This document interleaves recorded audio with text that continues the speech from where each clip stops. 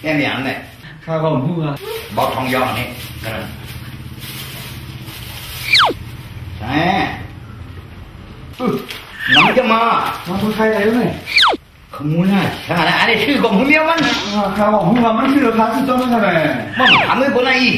น้ำจะมาข้าบอกพัดถันนั่นเนี่ยทำยิ้มเนี่ยมันเอียงขนาดนึกปีนี่น้ำจะมาโอ้มันบุกเย็นนะเนี่ยไม่ค่ะเขาลาบอกโอ้เขากัดที่โผล่มาขนาดนี้เนี่ยมันจะเป็นอันเป็นพวกหวานหูเนี่ยหวานหูให้เนี่ยเอาแบบนี้เห็นไหมให้เนี่ยพวกให้เนี่ยนี่มันยาเขากัดหวานหูอุ่นปลาก็พวกนั้นนะชอบเขาพวกทุกคนจะเอาทองฝรั่งมันเป็นไงเขากูปลาเนี่ยมือขี่รถเครื่องทางชิงเป็นกูผุนมุกเขาผุนมุกเขาเอาทองลมมาเนี่ยเอาเจ็ดลมอะไรเนี่ย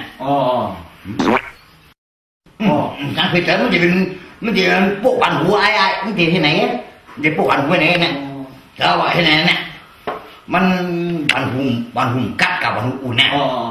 พวกสองผายพวกไหนฉันคืออะไรไงครั